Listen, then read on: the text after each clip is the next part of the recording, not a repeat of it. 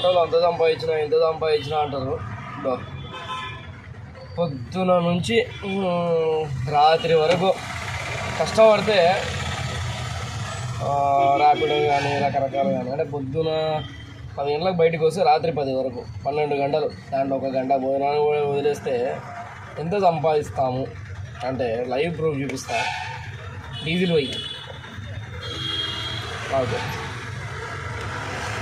100, 200, 300, 400, 500, 6, 7, 8,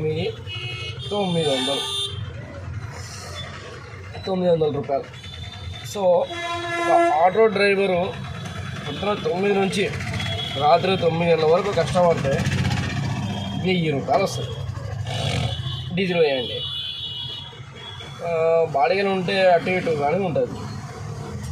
ఇది మా ఆటో డ్రైవర్ల కష్టం.